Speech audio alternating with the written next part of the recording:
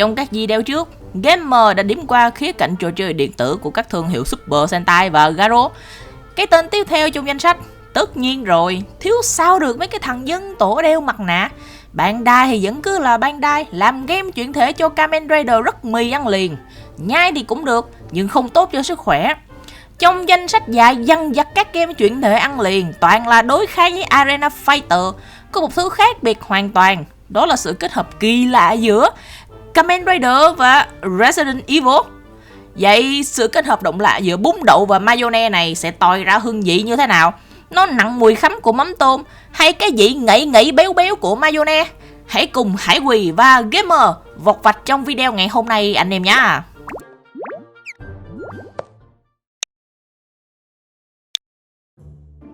Con hàng được mổ xẻ ngày hôm nay là Kamen Rider Seigi no Keifu.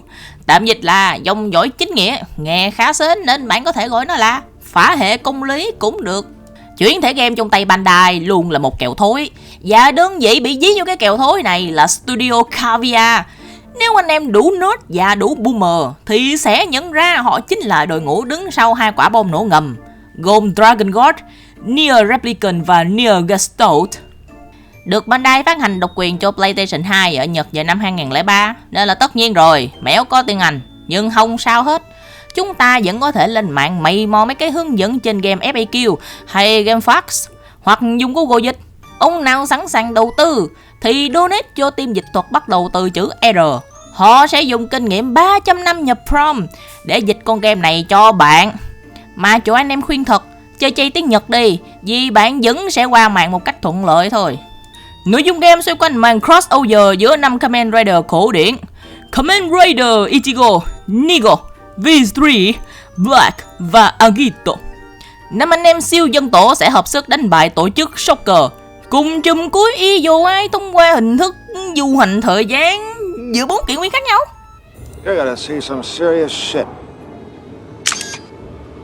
Nếu phải miêu tả con game này, tôi sẽ so sánh nó giống như một cái áo. Nếu đó là hàng pha kè, ai cũng có thì chẳng thằng nào quan tâm. Nhưng nếu cái áo đó dính mùi mồ hôi của Faker thì giá trị của nó đủ lớn để anh thầy giáo gần 40 nào đó phải rung lên vì sung sướng. Seigi no Keifu cũng vậy. Nó là một con game ra mắt vào bối cảnh những năm 2000, thời điểm mà tư duy làm game Kamen Rider của Bandai rất là a đùi. Khi quanh đi quẩn lại chỉ có Arena Fighting, bạn sẽ vào game, lựa chọn nhân vật mình thích, đấu với boss và hết. Cứ thế lặp lại, chả hiểu ma xui quỷ khí như thế nào mà tự nhiên các ông lại đẻ ra một tựa game Kamen Rider like Resident Evil, để rồi ít nhất 4 con game phát hành ngay sau đó lại quay về với Arena Fighting. What the fuck? Ý tôi là thể loại Arena Fighting không dở, nhưng mà tư duy làm game Bandai siêu dở. Mặt khác, đây là hồi đầu những năm 2000, thể loại survival horror đang là hot trend, cứ làm game kinh dị sinh tồn là ngon luôn. Kiểu Capcom thì có Resident Evil, Dino Crisis, Rule of Rose này, Cool Money thì có Silent Hill, Square thì có Parasite Eve, Koei Tecmo thì có Photo Frame. Có vẻ như Bandai bị FOMO, không muốn bỏ lỡ cơ hội này. Thế là họ về giao task cho mấy anh em bên Studio Caviar kiểu: ơi, tao muốn làm một game survival horror. Ok. Nhưng phải là game Kamen Rider. Ok. Excuse me, what the fuck? Vậy là Seigi no Keifu ra đời. Tất nhiên là câu chuyện ở trên là tôi nhét chữ vào mồm Bandai, nhưng không có lý giải nào khác nghe dễ nuốt hơn. Vậy Caviar họ nấu ra cái gì? Nhìn sơ qua thì game sử dụng lối triển khai truyền thống của các tựa game survival horror. Người chơi di chuyển trong một bản đồ cố định, thu thập các vật phẩm cần thiết để giải đố, mở cửa khóa và tiến đến các màn tiếp theo. Trong suốt cuộc phiêu lưu, người chơi sẽ phải đối mặt với nhiều con quái quen thuộc của dòng phim và cần đánh bại một số kẻ để tiếp tục tiến triển. Hóa ra trước khi DK ra đời thì chúng ta đã có khái niệm Kamen Rider Crossover. Tưởng tượng xem, con dân đã hò hét như thế nào khi tựa game này ra mắt. Đối với 4 chương đầu tiên, mỗi chương bạn sẽ được chơi một Rider chính như Agito, Ichigo, V3 và Black. Rồi từ chương 5 đổ đi, sẽ cho phép bạn sử dụng và chuyển đổi giữa tất cả Rider trong game với nhau. Và cơ chế này cũng liên quan trực tiếp đến cốt truyện, có sự giải thích rõ ràng chứ không đơn thuần là thêm vào để fan service. Game cũng có các phân đoạn lái xe mô tô, thường bắt đầu với cảnh Rider bị các tay lái Shocker truy đuổi trong khi xuất hiện chướng ngại vật. Tuy nhiên, camera trong các cảnh này thường hướng thẳng về phía Rider, khiến các chướng ngại vật bất thình lình xuất hiện, kéo theo đó là nhiều pha xòe xe vỉa đường. Méo ai lại đi đặt cái camera kiểu ngược đời như thế? Tất nhiên là cũng có các màn đặt camera hướng về phía sau rider theo phong cách game mô tô truyền thống. Đối với những màn như này thì việc né chướng ngại vật và tấn công dễ hơn hẳn. Về khoảng combat và đánh đấm thì bạn sẽ có các chiêu đấm và đá cơ bản, nhưng chỉ dừng lại ở việc spam nút chứ không cấu thành combo. Bạn có thể nhảy và né đòn, tất nhiên rồi. Đồng thời cũng có thể tương tác với môi trường xung quanh để phục vụ cho việc giải đố. Ngoài ra thì game cũng có một combo nhỏ nhằm gây sát thương khi bị kẻ địch bao quanh bằng cách bấm R1 kết hợp với nút đấm hoặc nút đá. Đại khái chỉ có vậy thôi. Mặc dù có sự phá cách mang tính sáng tạo đó, nhưng nhìn chung thì các đòn đánh của nhân vật trong game hơi thiếu sức nặng. Và hệ thống combo khá nông, gần như không có khả năng tạo combo. Thực ra thì cái này nó có hai mặt. Về ưu điểm, nó tôn trọng lối chơi của một game survival, là nhịp game chậm, người chơi bị hạn chế về sức mạnh để gây ra cảm giác áp lực trong suốt thời gian khám phá. Còn nhược điểm, đây là một game rider. Và chơi game rider là méo gì khi trò chơi không cho bạn cảm giác như được điều khiển một anh hùng mang trong mình sức mạnh bá đạo để trừ gian diệt ác. Mày còn nhớ hồi nãy tôi bảo không cần biết tiếng Nhật vẫn thuận lợi qua màn được chứ? Đúng rồi đó, vì game chỉ quanh quẩn ở việc đi qua các map, spam đòn đánh nhẹ, né đòn một chút, spam đấm và đá đến chết cho đến khi đầy thanh nộ để tung chiêu đặc biệt. Một chu trình mà tôi tin mấy ông gamer hoặc gamer xem kênh này đều có thể dễ dàng làm được. Địch thì quá yếu, đặc biệt là sau khi lên giáp. Boss thì lên xuống thất thường, có con thì không khác gì Creep, có con thì như Goku với Frieza đánh nhau trên 5x, tức là đánh căng vợt cờ lờ và vẫn không xong trận. Nhưng tôi nghĩ những màn như thế là cứu cánh cho trải nghiệm quá đổi nhàn hạ của gameplay. Thôi thì tôi nghĩ điểm cộng là gameplay có sự chuyển đổi giữa dạng người và dạng rider, một điều khá mới mẻ và hay ho ở thời ấy. Cộng thêm việc các chiêu kết liễu finisher có cấp độ khác nhau nữa, cấp càng cao thì đòn đánh càng đau và đẹp mắt. Như tôi đã nói là game rất hype ở thời đấy, nó giống như được làm ra để anh em thỏa mãn đam mê aura farming, xem rider yêu thích của mình múa may và tung chiêu một cách vừa mau me vừa ngầu lòi vậy. Cá nhân tôi đánh giá mô đồ nhân vật và hình ảnh của game cũng khá dịu mắt nói chung. Tưởng tượng nó đã là một bước tiến lớn như thế nào so với mấy cục pixel và animation 2D méo mó.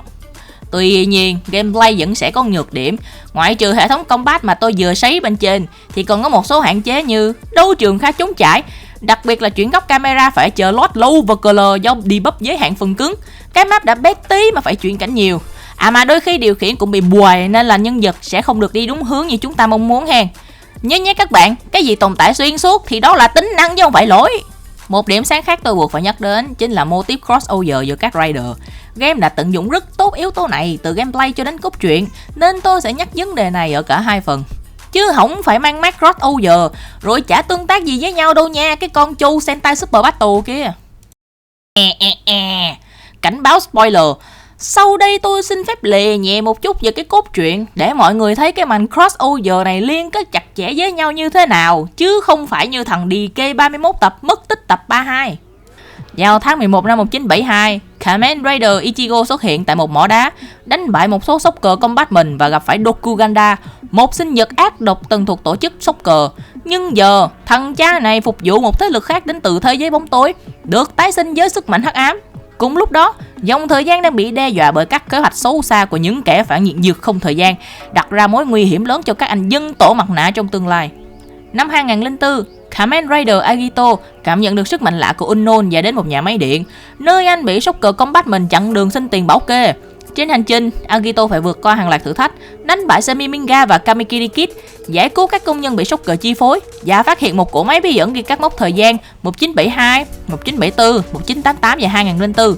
Từ đây, anh nhận ra rằng kế hoạch của kẻ thù đang được thực hiện đồng thời ở nhiều thời đại, và nếu bất kỳ kế hoạch nào thành công, lịch sử sẽ bị thay đổi. Agito tìm thấy thiết bị liên lạc và thử kết nối với các anh em chiến hữu từ các thời đại khác. Năm 1988, Kamen Rider Black đến nhà máy điện và ngay lập tức bị treo soccer combatment double. Anh đối đầu với Sasori Tokages, sau đó phải lấy cách châm bờ để sửa chữa thiết bị cắt. Trong khi đó, anh gặp General Black và Isochin Changer, vượt qua các cạm bẫy và thoát khỏi phòng khí độc nhờ lối thoát do vụ nổ của quái vật. Cuối cùng, sử dụng thẻ soccer để vào Command Center. Trở lại năm 1974, Kamen Rider V3, Shiro bước vào gara của một nhà máy điện khi bị combatment truy đuổi. Anh đối mặt với Zanzio, ngăn chặn các kế hoạch phá hủy và thu thập Cobalt Bomb, ngăn chặn việc chúng gây ra động đất. Shiro lần theo dấu vết đến Lighthouse, đánh bại Kamen Stone và phá hủy toàn bộ nhà máy Cobalt Bomb và bước vào Command Center để tìm hiểu về thế giới bóng tối. Kamen Rider Ichigo sau đó truy đuổi Dokuganda tới nhà máy điện, giải trừ thôi miên cho các công nhân, đánh bại Aiken và Watwoman. đồng thời lấy kẻ Shocker và khám phá ra kế hoạch của chúng. Tại Command Center, anh sử dụng thiết bị liên lạc để kết nối với các Raider khác, nhận ra Evil Eye chính là kẻ đứng sau âm mưu hồi sinh quái vật và 4 chỉ huy, những tay sai quyền lực của hắn trong từng thời đại. 4 Raider bắt đầu hợp tác, lần lượt đối đầu và đánh bại các 4 chỉ huy. Ichigo và Nigo hợp lực tiêu diệt Saboteguron bằng Double Raider Kick. V3 đánh bại Ghoster, Black đánh bại General Black, Hiru Chameleon và Agito cũng chiến thắng trước Woman, Gidizame, Shiomane King và thoát khỏi Sea-Base trước vụ nổ. Trong quá trình này, họ nhận ra rằng Evil Eye đang dùng cực quang như một cái kén để trữ sức mạnh, nếu không ngăn chặn, hắn sẽ thay đổi lịch sử. Khi 4 chỉ huy bị đánh bại, các Raider tiến đến trận chiến cuối cùng, 4 người nhập mã cho từng thời đại để phá máy phong ấn Evil Eyes. Và rồi, Ichigo đánh bại hắn trước sự chứng kiến của V3 và Black. Tưởng chừng hắn đã biến mất khỏi dòng lịch sử, nhưng Agito nhận ra Evil Eye vốn không có trong máy phong ấn. Tèn tèn. Trung bình phase 2 của boss. Tại đây, bạn sẽ chỉ được chọn một Raider để đánh với hình thái tối thượng của boss. Mỗi một Raider sẽ cho ra một ending khác nhau. Còn ending đấy là gì thì đi chơi game đi mấy ní. Nhưng có một kết quả cuối cùng không đổi. Đấy là 4 Raider với sức mạnh tuy 4-1, nghe như gào, kết hợp thực hiện cú Raider Kick chung, tiêu diệt toàn bộ Evil Eyes. Mẹ ơi, ta nói nó oách xà lách vô cùng. Vậy là chúng ta có một cốt truyện ly kỳ liên kết 4 Raider từ 4 thời đại khác nhau. Mỗi người đều có đất diễn của riêng mình, và rồi tất cả cùng hợp lực đánh chùm cuối. Thế mới gọi là crossover chứ, chỉ thua Avenger mỗi cái tên thôi à. Ngoài ra, game cũng có một chi tiết thú vị khác. Mặc dù Kamen Rider Ichigo đại diện cho dòng thời gian năm 1972, nhưng vật này sẽ tạm thời bị thay thế bởi Kamen Rider Nigo sau khi Hongo bị thương nặng. Sau khi người chơi kiểm soát lại được Kamen Rider Ichigo, bạn sẽ không thể điều khiển được Nigo trong phần còn lại của game. Chi tiết này cũng có thể được coi là cố ý đưa vào trong cốt truyện game như một lời tri ân dành cho series gốc. Trong đó, Hiroshi Fujioka, Takashi Hongo, Kamen Rider Ichigo bị thay thế bởi Takashi Sasaki, Hayato Ichimonchi, Kamen Rider Nigo làm nhân vật chính trong một phần chương trình sau khi bị thương nặng, trước khi được trao lại vai chính trở lại. Nhìn chung thì con game này khá là tốt so với thời của nó, đặc biệt là ở mảng đồ họa và âm thanh. Hình ảnh cùng các mô đồ nhân vật khá đẹp và sắc nét, kể cả background cũng được làm cẩn thận, cứ như nó giữ được một chút hồn gì đó của Resident Evil. Đồng thời, nó cũng gợi lại cảm giác hoài cổ với những người lớn lên với Kamen Rider đời đầu, vì những yếu tố như góc máy quay, màu sắc, bầu không khí trong game và đặc biệt là đám quái trông y hệt mặc đồ cao su Tokusatsu tập niên 70 rồi chạy long nhong quanh map. Nhí nhố vô cùng. Âm thanh cũng được làm khá tốt khi sử dụng các hiệu ứng âm thanh biến hình, nhạc nền sôi động kiểu phim truyền hình cũ, mà thậm chí nghe còn nét hơn. Lại còn có các seiyuu huyền thoại như Hiroshi Fujioka, Hiroshi Mayauchi hay Tetsuo Kurata lồng tiếng gốc, làm cutscene xịn hơn hẳn. Gameplay thì như tôi đã nhận xét ở trên, khá đuối dù có cơ chế team up đội Rider. Chắc nhiều ông chơi Resident Evil thời đấy chết mê chết mệt cái quả cơ chế này lắm đây nè. Còn lại thì chỉ là sự lặp đi lặp lại như mấy ông bà tập dưỡng sinh, khả năng chỉ hợp với những ai thích chơi chiêu chiêu nhẹ nhàng. Mà quả dưỡng sinh này cũng dài khoảng 7 tiếng cơ, hơi oải á. Còn nếu như bạn muốn gameplay combat máu lửa hơn thì tại sao không vào YouTube của Gamer và xem cái review về Golden Knight Garobet 2 hả? Như tôi đã đề cập ở đầu video, game hay của thời đó không đồng nghĩa với việc giá trị chơi lại cao hay có thể cạnh tranh được với những bom tấn ngày nay. Chơi một lần cho biết, chứ bảo tôi chơi lại 7 tiếng nữa với cái nhịp độ dưỡng sinh này thì tôi chịu. Thành ra phá đảo xong game cũng cút hẳn. Sau khi phá đảo, bạn có thể chơi lại với tư cách Kamen Rider Nigo. Mặc dù Ichigo với Nigo có moveset giống nhau nên cũng chả ham lắm. Và bạn cũng sẽ mở khóa trang phục cũ của Kamen Rider Ichigo và Nigo sau khi phá đảo nữa đó. Chốt lại thì con game này đúng là một viên ngọc sáng trong thời đại của nó, nhưng theo thời gian thì nó lại không còn được sáng lắm. Nếu bạn đã quá chán với những bom tấn hiện đại hoặc chán đời và có nhu cầu cày cuốc chiêu chiêu thì có thể thử chơi con game này. Dù tôi đã spoil cái cốt truyện tinh túy cho bạn rồi và cái thứ còn lại chỉ là cái gameplay khoảng 5/10 điểm thôi. Nhưng mà trải nghiệm cá nhân vẫn là trên hết. Vì như một chuyên gia game hoài cổ đã từng nói, lũ ranh con thì biết cái đế.